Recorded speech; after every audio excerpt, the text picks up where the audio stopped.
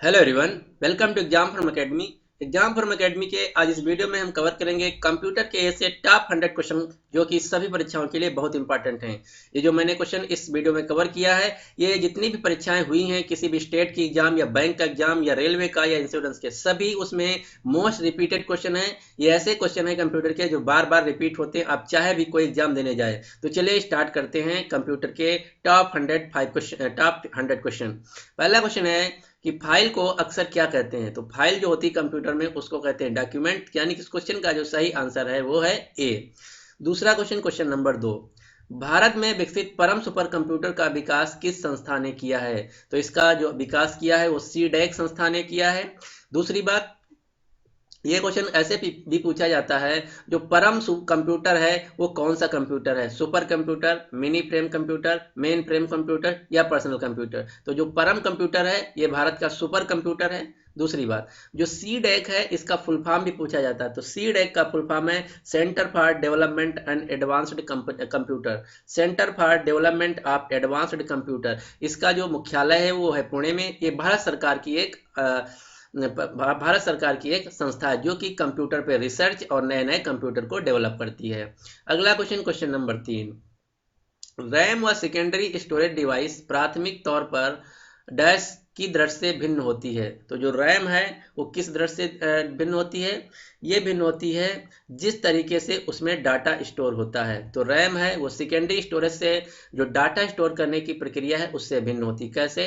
RAM को full form जो होता है वो भी पूछा जाता है। रैम का फुल फॉर्म होता है रैंडम एक्सेस मेमोरी, यह एक प्राइमरी मेमोरी है। जो रैम है इसमें जो डाटा होता है वो होता है नॉन वोलेटाइल, यानी कि अगर पावर ऑफ हो जाता है तो जो रैम में डाटा स्टोर होता है वो ऑटोमेटिकली डिलीट हो जाता है। तो इस प्रकार से जो रैम है सेकेंडरी स्टोरेज से अभिन्न है। और सेकेंडरी स्टोरेज में जो डाटा होता है अगर पावर ऑफ हो जाए तब भी उसमें स्टोर रहता है। तो इस प्रकार सेकेंडरी स्टोरेज को वोलेटाइल मेमोरी कहते हैं। रैम का फुल फॉर्म है रैंडम एक्सेस मेमोरी, और रोम एक मेमोरी और होती है जिसको कहते हैं रोम, उसका फुल फॉर्म होता है रीड ओनली मेमोरी। ये दोनों क्वेश्चन पूछे जाते हैं।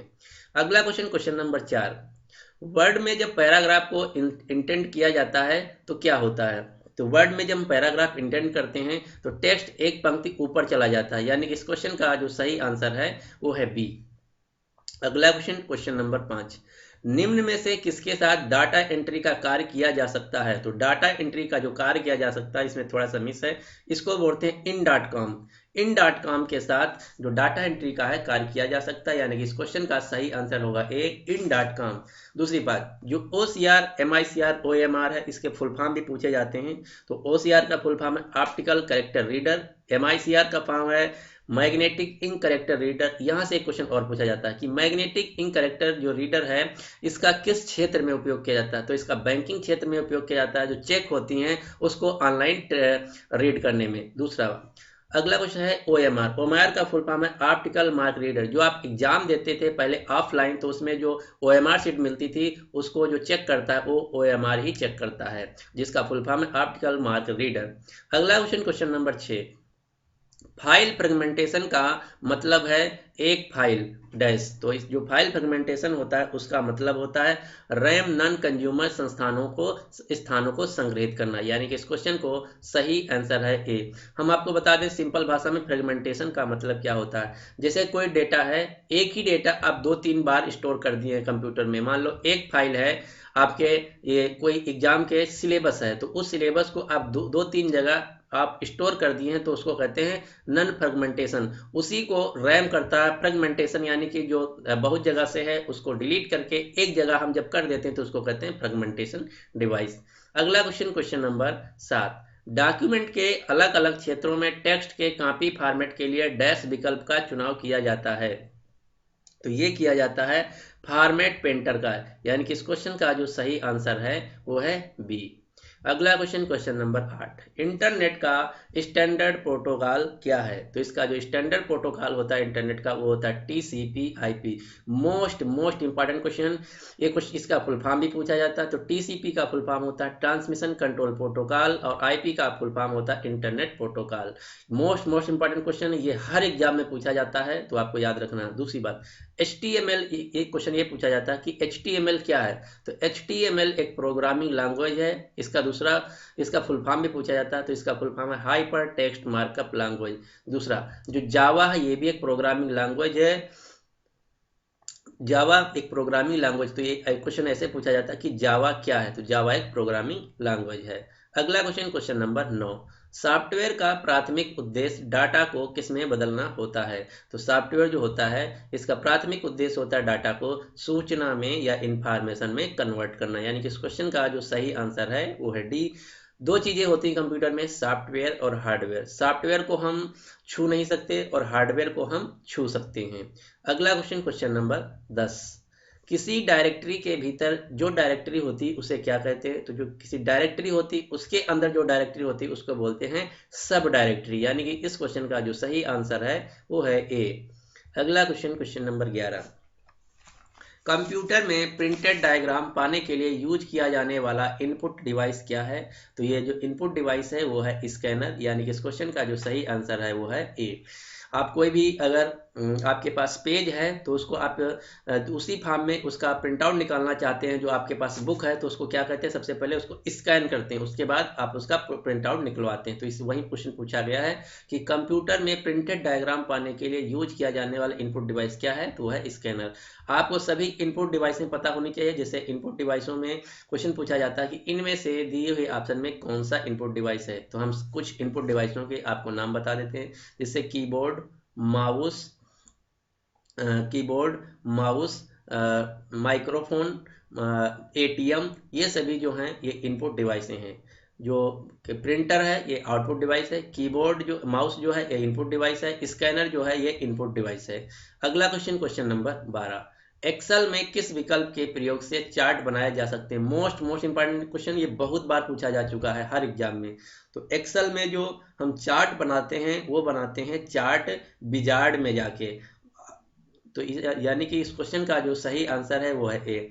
क्वेश्चन ये बहुत ज़्यादा कंफ्यूजिंग होता है क्योंकि उसमें चार्ट ग्राफ दे देता है, चार्ट पैराग्राफ देता है, चार्ट ऑप्शन दे देता है, चार्ट मेन्यू दे देता है। तो सही जो आंसर होगा कि एक्सेल में जो हम चार्ट बनाते हैं वो जरा बनाते हैं चार्ट विजार्ड के अंतर्गत। यानी कि इस क्वेश्चन का जो सही आंसर है वो है ए।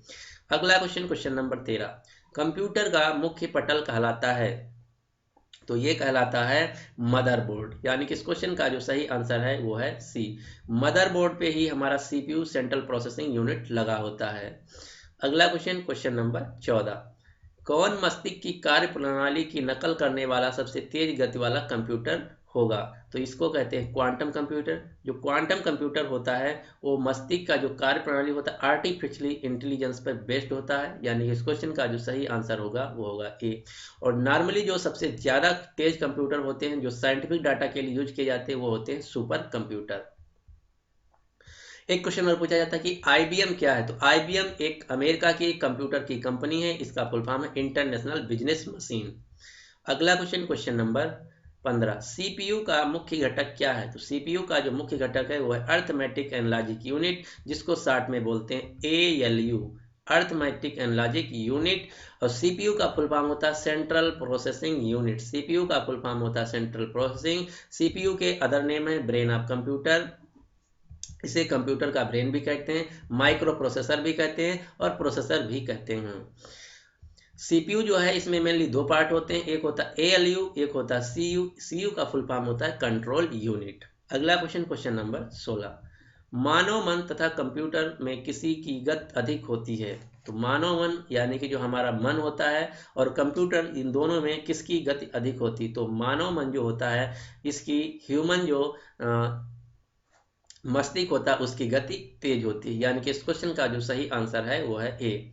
अगला क्वेश्चन, क्वेश्चन नंबर 17, रूटिंग तालिका का उद्देश्य क्या है। तो रूटिंग तालिका का जो मेन उद्देश्य है वो है कि हर नोड के एड्रेस को संग्रहित करना। यानी कि इस क्वेश्चन का जो सही आंसर है वो है ए। ये जो क्वेश्चन है ये नेटवर्किंग से क्वेश्चन है। अगला क्वेश्चन, क्वेश्चन नंबर 18, भारत में विकसित परम सुपर कंप्यूटर का विकास किस संस्था ने किया। तो क्वेश्चन शायद रिपीट हो गया, तो इसका आविष्कार किया है, इसको बनाया है CDEC ने। CDEC का फुल फॉर्म है computer for development and advanced computing, centre for development of advanced computing, जिसका मुख्यालय है पुणे, महाराष्ट्र में।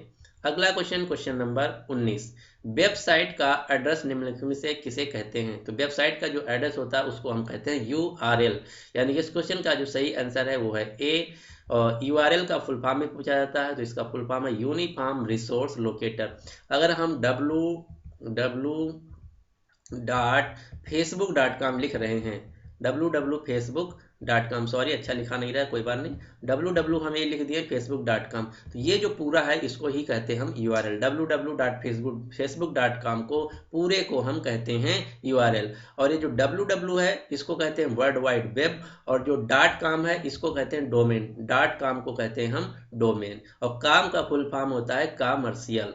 अगला क्वेश्चन, क्वेश्चन नंबर 20, डाटा को सूचना में प्रोसेस करने के लिए किस उपकरण की आवश्यकता पड़ती है? इसमें इंटीग्रेटेड सर्किट भी होते हैं, तो इसमें जो आवश्यकता पड़ती है वो होता है CPU, यानी कि इस क्वेश्चन का जो सही आंसर है वो है ए। डेटा को सूचना में जो कन्वर्ट करता है वो करता है कंप्यूटर का CPU। CPU का फुल फॉर्म होता है सेंट्रल प्रोसेसिंग यूनिट। CPU को ब्रेन ऑफ कंप्यूटर या कंप्यूटर का मस्तिष्क भी कहते हैं। इसको माइक्रो प्रोसेसर और प्रोसेसर के नाम से भी जाना जाता है। रैम और रोम जो हैं ये दो प्राइमरी मेमोरी हैं के प्रकार हैं। रैम का फुल फॉर्म होता है रैंडम एक्सेस मेमोरी, और रोम का फुल फॉर्म होता है रीड ओनली मेमोरी। अगला क्वेश्चन, जो रोम होता है नॉन वोलेटाइल है, यानी कि अगर पावर ऑफ हो जाती है आपके कंप्यूटर की तो जो आप रोम में जो डेटा स्टोर होगा वो परमानेंट रहेगा, डिलीट नहीं होगा। लेकिन अगर रैम में जो डेटा स्टोर होगा जब पावर ऑफ होगी आपकी, तो अगर सेव नहीं किए होंगे तो आपका डेटा जो है वो डिलीट हो जाएगा। अगला क्वेश्चन, क्वेश्चन नंबर 21, निम्नलिखित में से कौन सा शब्द इंटरनेट से संबंधित नहीं है? तो हम एक एक करके देख लेते हैं। सर्च इंजन इंटरनेट से संबंधित है। ब्राउजर में ही तो हम जाके सर्च करते हैं, ये भी सही है। लिंक तो हम पेस्ट करते हैं कि हम ये लिंक है इस वेबसाइट की। कीबोर्ड जो है एक हार्डवेयर है, इनपुट डिवाइस है। तो इंटरनेट से जो शब्द नहीं उपसंबंधित वो है कीबोर्ड, यानी कि इस क्वेश्चन का जो सही आंसर होगा वो होगा डी। आपको ये भी पता होना चाहिए कि बहुत बार ये भी पूछ लिया जाता है, 4 ऑप्शन दिए जाते हैं, Chrome, internet explorer, Mozilla, Firefox और सब इनमें से कोई नहीं। तो क्वेश्चन ऐसे पूछा जाता है क्रोम, इंटरनेट एक्सप्लोरर और मोजिला, ये पूछा जाता है कि इनमें से कौन सा ब्राउजर नहीं है? तो ये सभी वेब ब्राउजर हैं। वेब ब्राउजर का क्या काम होता है? वेब ब्राउजर का काम होता है जो आप सर्च करना चाहते हैं इंटरनेट पे वो डिजायर्ड लोकेशन पे भेजना। अगला question, question number 22, word document में किन शब्दों को रंगीन डिस्प्ले किया जा सकता है? तो वर्ड डॉक्यूमेंट में अगर आप MS वर्ड पे कुछ टाइप कर रहे हैं या कुछ लिख रहे हैं तो उनमें सभी कुछ आप जितने भी शब्द हैं उनको सभी को कलर कर सकते हैं, बोल्ड कर सकते हैं, इटैलिक कर सकते हैं, कुछ भी कर सकते हैं। तो यानी कि इस क्वेश्चन का जो सही आंसर है वो है सी। अगला क्वेश्चन, क्वेश्चन नंबर 23, कंप्यूटर के सेंट्रल प्रोसेसिंग यूनिट का फंक्शन या कार्य क्या होता है? तो जो सेंट्रल प्रोसेसिंग यूनिट CPU होता है इसका कार्य होता है गणनाएं और प्रोसेसिंग करना, यानी कि जो गणती गणनाएं होती हैं और जो आप डेटा देते हैं उसको प्रोसेसिंग करना, यानी कि इस क्वेश्चन का जो सही आंसर है वो है ए। अगला क्वेश्चन, क्वेश्चन नंबर 24, डैश ऐसे प्रोसेसर और मेमोरी मैनेजमेंट सर्विसेज प्रोवाइड करता है जो 2 या 2 से अधिक टास्क, जॉब या प्रोग्राम साथ साथ चलते हैं, तो उसको क्या कहते हैं? तो इसको कहते हैं मल्टी प्रोसेसिंग, यानी कि इस क्वेश्चन का मल्टीटास्किंग। टास्क माने होता है कार्य, टास्क माने होता है कार्य करना। तो अगर 1, 2 या 2 से अधिक कार्य एक समय होते हैं, एक समय टास्क होते हैं, तो उसको कहते हैं मल्टीटास्किंग, यानी कि इस क्वेश्चन का जो सही आंसर होगा डी। और जब हम 2 या 2 से अधिक एक ही कंप्यूटर में प्रोग्रामिंग सिस्टम यूज करते हैं तो उसको कहते हैं मल्टी प्रोसेसिंग। ये दोनों क्वेश्चन अलग अलग हैं। मल्टीटास्किंग मतलब एक समय 2 से अधिक कार्य करना, और मल्टी प्रोसेसिंग का मतलब है एक ही कंप्यूटर में 2 से अधिक जो आपके ऑपरेटिंग सिस्टम है वो काम करना। अगला क्वेश्चन, क्वेश्चन नंबर 25, प्रथम श्रेणी के कंप्यूटर में प्रयोग किया जाता था। तो प्रथम श्रेणी के जो फर्स्ट जनरेशन के कंप्यूटर थे उसमें प्रयोग किया जाता था वैक्यूम ट्यूब, यानी कि इस क्वेश्चन का जो सही आंसर है वो है सी। हम आपको सभी बता देते हैं, अब तक 5 जनरेशन है आ चुकी कंप्यूटर की। तो जो पहला जनरेशन था प्रथम श्रेणी के कंप्यूटर में उसमें यूज किया जाता है वैक्यूम ट्यूब। जो द्वितीय श्रेणी के कंप्यूटर थे उसमें यूज किया जाता था ट्रांजिस्टर। तृतीय श्रेणी के जो कंप्यूटर थे उसमें यूज किया जाता था इंटीग्रेटेड चिप IC। और जो चतुर्थ श्रेणी के कंप्यूटर उसमें यूज किया जाता था माइक्रो प्रोसेसर। और जो 5वें पीढ़ी के कंप्यूटर यानी कि जो वर्तमान में जो कंप्यूटर है उसमें आर्टिफिशियल इंटेलिजेंसी का प्रयोग किया जाता है। ये क्वेश्चन बहुत बार रिपीट हो चुका है, तो आपको पता होना चाहिए कि पांचों पीढ़ी में क्या क्या यूज किया जाता है। अगला क्वेश्चन, क्वेश्चन नंबर 26, इनमें से कौन सा इनपुट डिवाइस नहीं है? तो आपको सभी इनपुट और आउटपुट डिवाइस अगर पता होंगी तभी आप इसमें से डिफ्रेंशिएट कर पाएंगे। तो हम एक एक करके देख लेते हैं। जो मैग्नेटिक टेप है ये स्टोरेज है, ना इनपुट है ना आउटपुट है। मैग्नेटिक डिस्क ये भी स्टोरेज है, ना इनपुट है ना आउटपुट है। मॉनिटर जो है एक आउटपुट है। जो हमारा कंप्यूटर स्क्रीन है, डिस्प्ले है, आप जो जिस इंटरफेस या मोबाइल में या कंप्यूटर में देख रहे हैं, जो आपका स्क्रीन है उसी को कंप्यूटर में कहते हैं मॉनिटर। तो मॉनिटर एक जो है आउटपुट डिवाइस है, ये आउटपुट डिवाइस है, और ये दोनों स्टोरेज डिवाइस हैं। Number option D joystick. Joystick जो होता है एक इनपुट डिवाइस होता है, यानी कि क्वेश्चन पूछा गया इनपुट डिवाइस नहीं है, तो इस क्वेश्चन का जो सही आंसर होगा वो होगा सी, मॉनिटर जो है आउटपुट डिवाइस है। अगला question, question number 27, mouse operating के लिए बेस्ट पोजीशन क्या है? तो माउस ऑपरेटिंग के लिए जो बेस्ट पोजीशन होता है वो होता है टेल यूजर की ओर, यानी कि इस क्वेश्चन का जो सही आंसर है वो है ए। अगला क्वेश्चन, क्वेश्चन नंबर 28, डायरेक्टरी में डायरेक्टरी को क्या कहते हैं? तो क्वेश्चन शायद रिपीट हो चुका, हम बता चुके हैं, इसको कहते हैं सब डायरेक्टरी, यानी कि इस क्वेश्चन का जो सही आंसर है वो है बी। अगला क्वेश्चन, क्वेश्चन नंबर 29, इंटरनेट से सूचना लेने के लिए अनुप्रयोग यानी कि एप्लीकेशंस का प्रयोग किया जाता है। तो आपको बताना है कि वो क्या चीज प्रयोग किया जाता है। तो अगर हम इंटरनेट से कोई सूचना ले रहे हैं तो वो किसके थ्रू ले रहे हैं? वो ले रहे हैं वेब ब्राउजर के थ्रू। हम पहले ही बता चुके हैं आपको, जो इंटरनेट से हम अगर कोई सूचना ले रहे हैं या दे रहे हैं इंटरनेट को, तो वेब ब्राउजर के थ्रू ही दे रहे हैं। वेब ब्राउजर के एग्जाम्पल भी पूछा जाता है, तो सभी हम आपको बता देते हैं वेब ब्राउजर के example. Google Chrome, internet explorer, Apple का है सफारी, और ये एक और है कंप्यूटर माइक्रोसॉफ्ट का बिंग। ये सभी जो हैं ये क्या यूसी ब्राउजर, ये सभी ये हैं वेब ब्राउजर जिसके थ्रू हम इंटरनेट पे कोई सूचना प्राप्त कर सकते हैं। अगला क्वेश्चन, क्वेश्चन नंबर 30, जब एक कंप्यूटर में दो प्रोसेसर लगाए जाते हैं तो उसे क्या कहते हैं? तो हम ये पहले बता चुके हैं। जब एक ही कंप्यूटर में हम दो कार्य एक समय पे करते हैं तो उसको कहते हैं मल्टीटास्किंग, और जब हम एक ही कंप्यूटर में दो या दो से अधिक प्रोसेसर लगाते हैं तो उसको कहते हैं मल्टी प्रोसेसिंग, यानी कि इस क्वेश्चन का जो सही आंसर होगा वो होगा सी, पैरेलल प्रोसेसिंग या मल्टी प्रोसेसिंग, कुछ भी कह सकते हैं, यानी कि इस क्वेश्चन का जो सही आंसर है वो है सी। अगला क्वेश्चन, क्वेश्चन नंबर 31, प्रथम प्रोग्रामिंग भाषा कौन सी थी? तो जो प्रथम प्रोग्रामिंग भाषा थी वो थी फॉर्ट्रान। एक क्वेश्चन बहुत बार पूछा जा चुका है, इसका फुल फॉर्म भी पूछा जाता है। तो फॉर्ट्रान का जो फुल फॉर्म है वो है फार्मूला ट्रांसलेशन। ये भी आपको याद रखना कि इसका फुल फॉर्म क्या है। तो जो फॉर्ट्रान है उसका फुल फॉर्म है फार्मूला ट्रांसलेशन।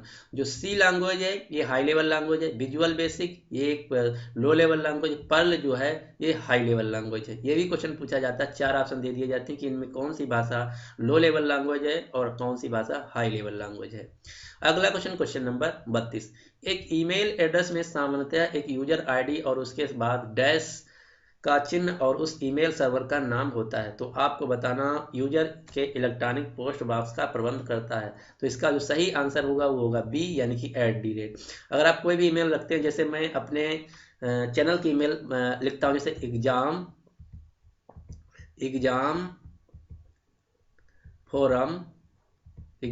फोरम लिख नहीं रहा, सॉरी, examforum@gmail.com। तो ये जो @ लगाते हैं यही पूछा जा रहा है कि जो ईमेल आईडी लिखते हैं एग्जाम फोरम, उसके बाद जो लिखते हैं चिन्ह बनाते हैं उसको क्या कहते हैं? तो उसको कहते हैं @, यानी कि इस क्वेश्चन का जो सही आंसर है वो बी। उसके बाद हम लिखते हैं सर्वर का नाम। सबसे पहले जो हमारी ईमेल है एग्जाम फोरम, उसके बाद @, यानी कि वो कहाँ पे रजिस्टर्ड है, उसके बाद सर्वर का नाम। जीमेल पे है तो .gmail, अगर याहो पे है .yahoo, अगर हॉटमेल पे है तो .hotmail, अगर आर्कुट पे है तो @arkut.com। अगला क्वेश्चन, क्वेश्चन नंबर 33, भारत में इंटरनेट की सुविधा कब से प्रारंभ हुई? तो भारत में जो इंटरनेट की शुरुआत हुई वो हुई 15 अगस्त 1945 को, यानी कि इस क्वेश्चन का जो सही आंसर है वो है बी। पूरी दुनिया में जो सबसे पहले इंटरनेट की शुरुआत हुई वो हुई 1969 में अमेरिका में सबसे पहले यूज किया था अमेरिकन मिलिट्री डिपार्टमेंट ने। अगला क्वेश्चन, क्वेश्चन नंबर 34, कंप्यूटर की स्मृति का मापन या किसमें किया जाता है? तो कंप्यूटर की जो मेमोरी है, स्मृति को कहते हैं मेमोरी सॉरी, मेमोरी को हम मापते हैं बिट्स के द्वारा। और आपको पता होना चाहिए 0 या 1 जो है उसको कहते हैं एक बिट्स, और 8 बिट्स मिलके बनाते हैं एक बाइट, 8 बिट्स मिलके बनाते हैं एक बाइट, और 1024 बाइट मिलके बनाते हैं 1000 किलोबाइट, 1024 किलोबाइट मिलके बनाते हैं 1000 मेगाबाइट, 1024 मेगाबाइट मिलके बनाते हैं 1024 गीगाबाइट, 1024 गीगाबाइट मिलके बनाते हैं 1024 टेराबाइट। तो ये चलता है सीक्वेंस। तो जो कंप्यूटर की स्मृति यानी कि स्टोरेज क्षमता होती है उसको हम मापते हैं बिट्स में, और बिट्स जो होता है आइदर 0 या 1 को हम कहते हैं बिट्स। एक क्वेश्चन और पूछा जाता है कि निबल कितने बिट्स के बराबर होता है? 4 बिट्स के बराबर होता है निबल, और 8 बिट्स के बराबर होता है एक बाइट। अगला question, question number 35, quick sort की सबसे ज्यादा बुरी दक्षता स्थिति में सुधार कैसे किया जा सकता है? तो जो क्विक सॉर्ट दक्षता है उसकी जो सुधार किया जा सकता है वो किया जाता है यादृच्छिकरण के द्वारा, यानी कि इस क्वेश्चन का जो सही आंसर है वो है ए। अगला क्वेश्चन, क्वेश्चन नंबर 36, अवॉइड इंटेल of the sea usually concave in shape is termed as, इसको कहते हैं बे। एक क्वेश्चन और यहाँ से पूछा जाता है, क्वेश्चन ये पूछा जाता है जो पूरी दुनिया में सबसे बड़ी कंपनी है चिप की निर्माता की या प्रोसेसर निर्माता की, वो कौन सी कंपनी है? तो उसका नाम है इंटेल। पूरी दुनिया में जो सबसे ज़्यादा चिप या माइक्रो प्रोसेसर बनाता है वो बनाता है इंटेल कंपनी, और इंटेल कंपनी ने ही दुनिया का सबसे पहले माइक्रो प्रोसेसर बनाया था।